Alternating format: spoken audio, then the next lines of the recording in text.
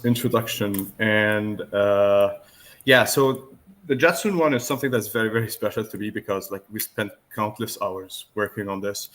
And like in my spare time, I just spend countless hours going around airports, racing around the taxiways and the runways. It's very fun to fly, and we're hoping that the implementation that we did for the physics and the fly-by-wire of this aircraft, because it is very deceptively simple, but to be able to fly the aircraft that is carrying a 95 kilogram weighted pilot with all the weight of the actual aircraft, to keep it controlled, it takes a lot of computer power going in the background to make sure that everything is safe and everything is going as it should. So yeah, so this is the Jetson one. You will notice that we have a Jetsons themed pilot, and also this is something that we're very proud of because like we wanted something very special for the Jetson just to keep with the theme and the cinematics of it. So flying the Jetson is pretty simple. We have this throttle control and right joystick. The throttle control is essentially up, down, and hold altitude. And the joystick is left, right, forward, backwards. And if you twist it, that turns. So just to show like how simple it is to fly, just push the throttle forward, pull it back to center, it holds altitude. And it will keep this altitude throughout the entire flight. Pushing forward goes forward, twist the joystick, it goes sideways. And you can imagine like all the acrobatics, I would say, that we can do around with it. If I let go of all the controls, it will stop in place. It will calculate exactly how much pitch, how much roll it needs to stay in place.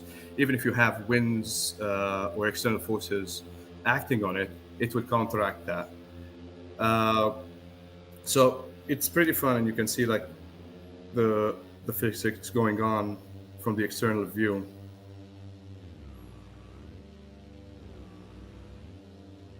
Just to give an indication of how maneuverable it is. And one of the best things about 2024 is how high definition and high resolution the graphics is. It's essentially mind-blowing.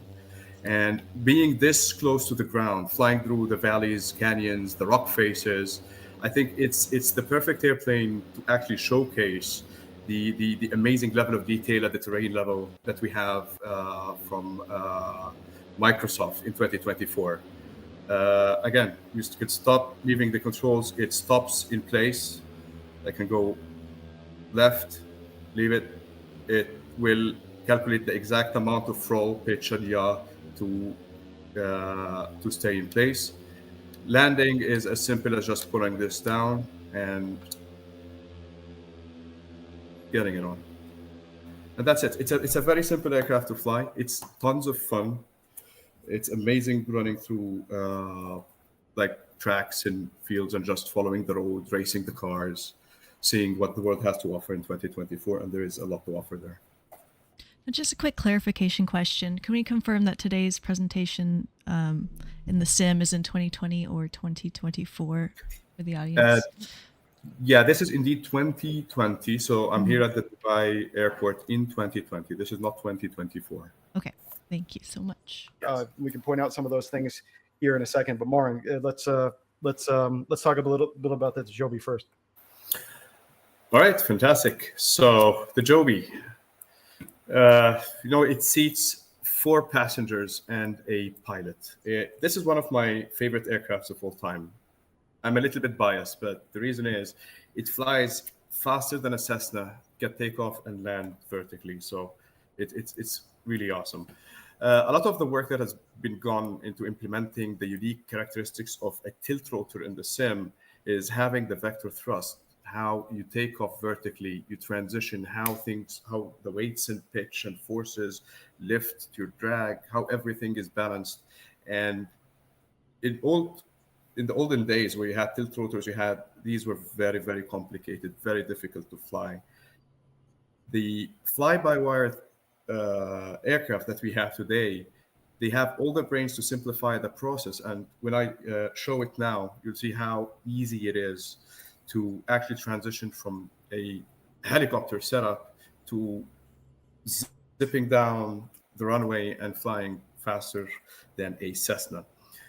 It's a fully featured aircraft. Again, like it has a proper Garmin G3000 system. We've went into great length in modeling the unique screens and systems and aspects that we have that in the MFD here for how you would interact with an eVTOL, giving you all the information at all the time. Where are your controls at? What are the angles? What is your range, your data, etc. So it is a proper aircraft. We can do proper flight planning from A to B. This one doesn't have an autopilot. However, just to demonstrate, it doesn't really need an autopilot. It's very, very easy to fly. So first thing we can do, I wanted to show how we taxi on the ground. And I just want to show this part specifically. I'm using my Xbox controller, just requesting a 5 knots ground speed. And the thing about these eVTOLs is that you are requesting the computer to give you specific speeds, specific maneuvers, and the computer will move the flight surfaces, will speed up or slow down specific propellers to achieve the requested maneuvers. So taxiing in, I can keep 5 knots, exactly 5 knots, because I've requested 5 knots. It will speed up the throttles exactly to what is needed to keep the 5 knots, even through my turns, even maneuvering through the ground. Now, let's stop here and talk about the cool part. So taking off is as simple as just pulling this inceptor backwards. Just a quick note about the inceptors.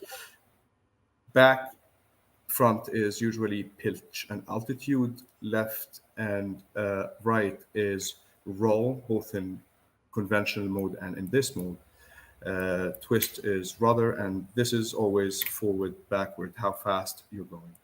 So just to take off, simply we give it a slight pull, and this is how it looks from outside because it looks pretty cool. So now we're in helicopter mode. While we're in hover controls, I can request a specific speed. So for example, 10 knots, and the aircraft will keep 10 knots. Right now I'm using my twist axis or rudder to turn left and right. And you can see the aircraft is going to be banking because I'm actually here requesting a side speed. So I can request a side speed of a specific value. You can see this is the target that is being requested, and this is what the fly-by-wire is doing to actually hold it down. So this is what the aircraft is actually doing. Yeah, so the fly-by-wire system in this aircraft is, like I said, the guys put so much effort and work into this thing. Marwan, do me a favor. Can you jam on the throttle and show these guys like how quickly this thing gets going? All right. So a full throttled, just to transition, all I need to do is just full throttle on the controls. And as it transitions through 40 knots, you can see the propellers and the nacelles are getting tilted to a full conventional flight. And by the time I hit about 90 degrees, that's your regular aircraft. So your controls of roll, bank, yaw are working. However, you would notice that everything is fly-by-wire. So what I'm doing is that I request a bank, and this is signified by this cyan sign, and the aircraft will just hold this bank. And now all hands-free, hands-off, and the bank pitch that I've requested are being held by the aircraft. And this will react obviously to all the external forces. If we have wind gusts, if we have wind shear, etc., this will be counteracted against.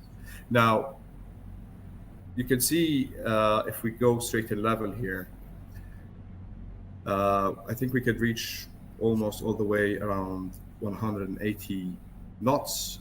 If I request, let's say, and you can see it here, if I just put the throttle in the center, I'm just requesting a 0 acceleration. And once you're in flight mode, this is what you're requesting. You're requesting either positive acceleration, negative acceleration, or no acceleration, which the aircraft will turn on its auto throttle and just hold whatever speed that you're at. So it's pretty cool, pretty intuitive. I'm here now completely hands off, and you can see it's counteracting whatever forces are needing. to be able to hold the commanded pitch, roll, and yaw. Now it has another really cool feature, which you guys spent a lot of time on, which is the hover to land, correct? Yes, absolutely. So if I have a flight plan, and I hope that I remember the, let's say, the Burj Al Arab code correctly, I guess it's OBAR. Yeah, that's fantastic. So we can go there. And one of the neat features that it has, using this button, you have a couple of options, either a decel to hover, which will command an immediate slow down to hover based on this data, the required time to hover, the required distance to hover, etc.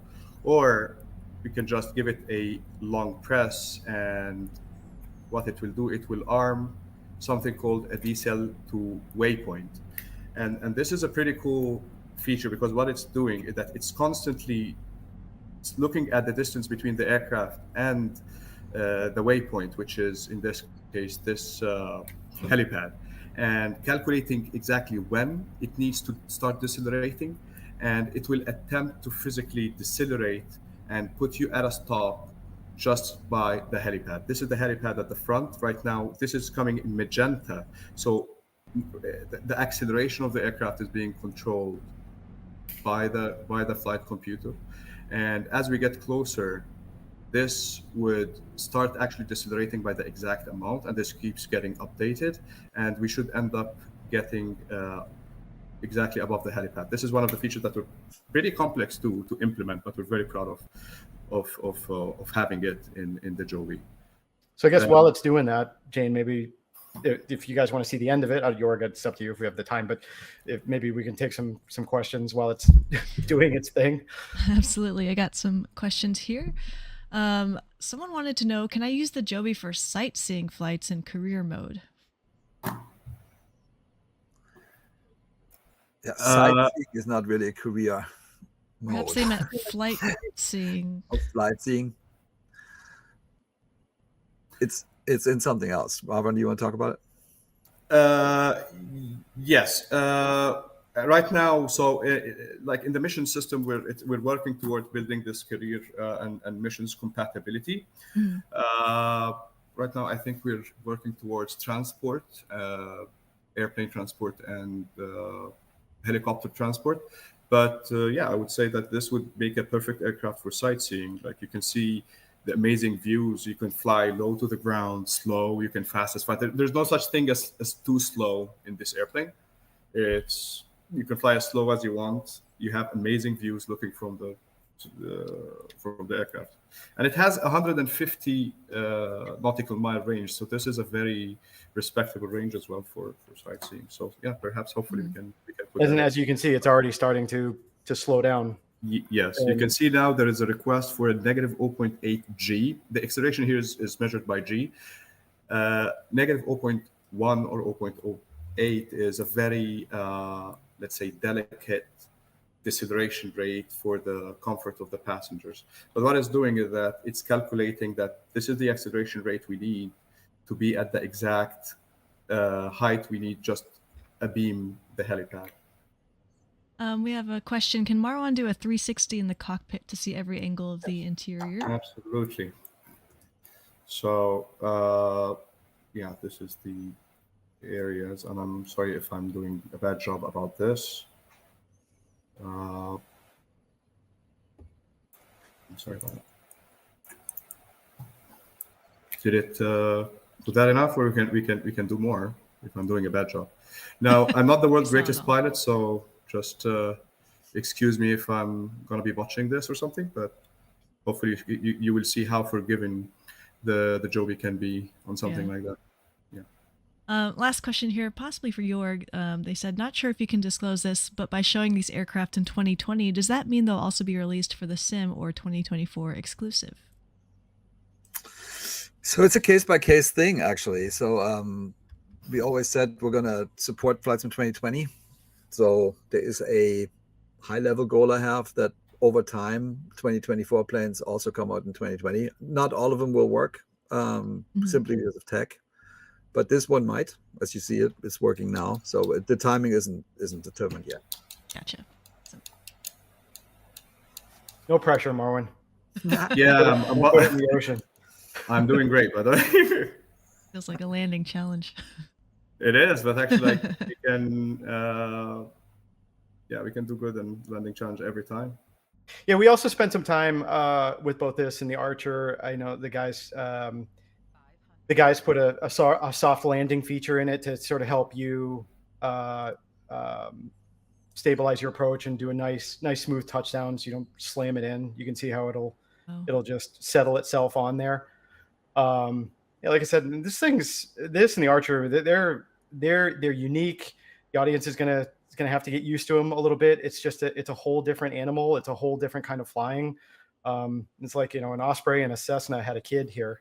But they're fun. I mean, both of these. Absolutely. So the Archer is slower indeed, but the thing is, it does have an important feature that I'm sure that is going to be popular with a lot of people, is that it has an autopilot. So you have your fully featured Garmin G3000 systems. You can make very intricate IFR flight plans, and if you want to have someone flying for you, the autopilot is working completely. VNAV works. Everything works on this. So imagine that this is kind of a TBM that can take off vertically and just flies a little bit slower. And it looks gorgeous as well. Like, let me walk you through how it looks on the external. First of all, we have a lot more engines here, motors here. We have how many? So that these are 12 motors coming in. And it just looks awesome. Like, this would be something I would say out of Batman. And me and the team, we all fell in love with how the thing looks, and it looks really darn nice when it's flying and it's transitioning, and yeah, it's. I think the propellers on this one are really wild too, with that really bent shape at the end. They just feel like they just really stand out. Yeah, it has a more menacing stance, I would say. It's a more imposing presence. Yeah, and it's Marwan too. If you don't mind when you fly it too, because one of the things we haven't done, maybe you could transition a little bit into the dusk hours, just to kind of get a feel of some of the lighting as well. Yeah, absolutely, you can do that. Okay. Oh, this is maybe too.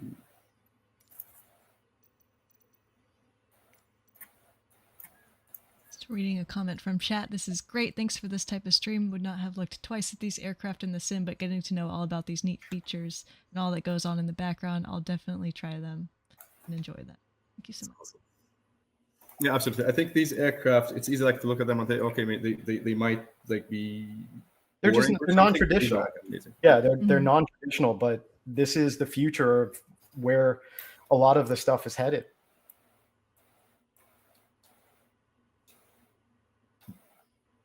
All right, so you will notice that here we have kind of a different setup. We have two joysticks, two inceptors. They don't like when we say joysticks, it's always inceptors.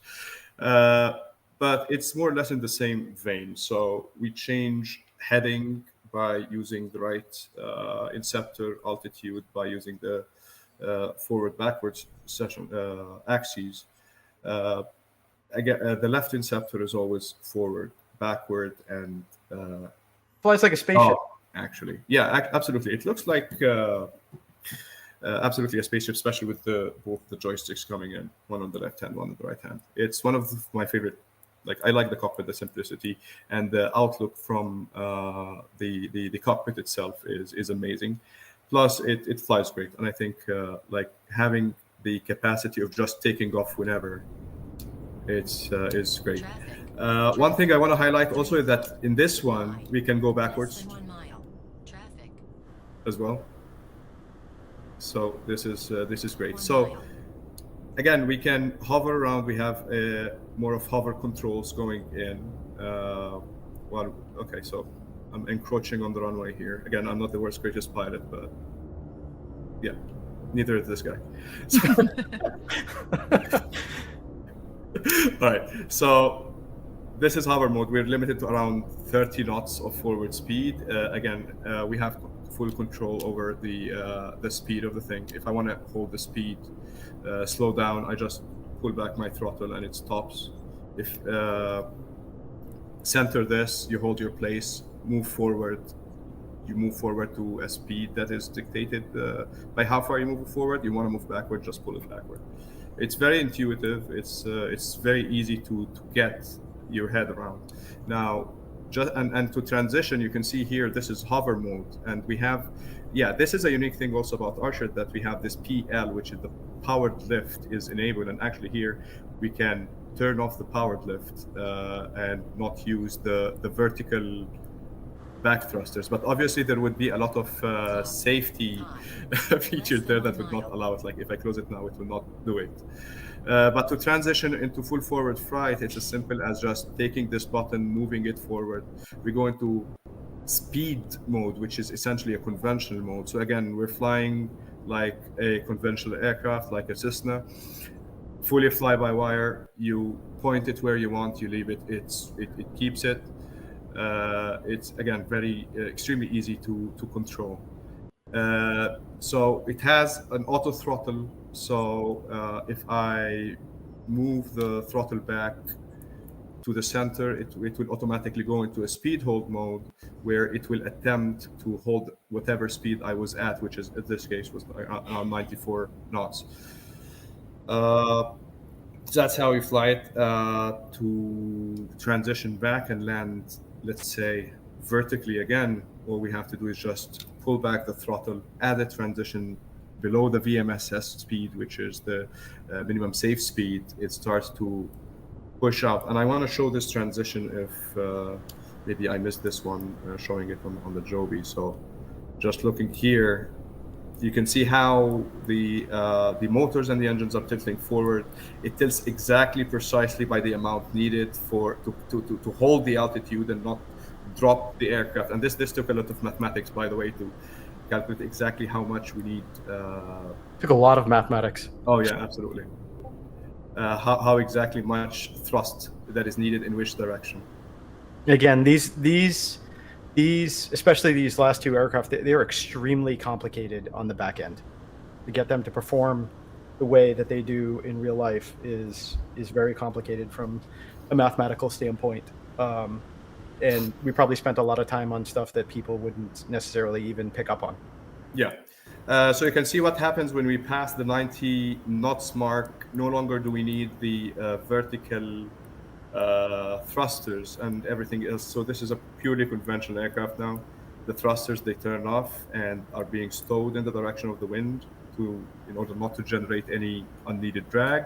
And again, we can land in this configuration if needed, or we can just simply land in the tightest spot using our eVTOL, our vertical takeoff and landing capabilities. Question from chat. Can this be bound to be controlled by a home cockpit that only has one stick? Right now I'm using the Xbox controller. I've also used it with a single stick and a throttle. It works like that. The way that we have the controls laid out is this is controlled by a regular joystick. This joystick is controlled by a throttle forward and backwards and a rudder axis left and right. So it doesn't need any extra hardware to be able to fly it. And neither does the Joby. Using for the other aircraft. Neither does the Joby nor the Jetson, yes. But this one might be, because you see two joysticks, maybe you would think that, hey, I need two joysticks to be able to fly it. Your run-of-the-mill typical hardware joystick throttle combo is enough to keep it. And actually, to be honest with you, you'll probably find that flying this with an Xbox controller is the easiest and most intuitive way to handle it. See, will there be out-of-the-box control profiles for aircraft like this? Yeah, and matter of fact, it's probably also worth touching on that we created 3 really robust manuals for these, with a lot of information that'll be helpful to people. I think the one for the Archer, is like 60 pages or something like that at this point. The Jetson one is probably the smallest and most condensed, because I think that one's there's just not as much going on from a user interface standpoint. But I think most everything a lot of the questions that that people will ask, we even threw in a frequently asked questions section that will cover, I think, most everything that people will need. And I think in one of them there was a couple of findings that you need to find, and I think we listed those as well, but they were all standard. So Awesome. Yeah, and the thing is, yes, I'm sure we're going to be having shipping for 2024. There is a feature where you can ship with your own controller setups per developer, which I think is a very, very useful feature, and we're definitely going to be making use of that. Play it day one with Xbox Game Pass.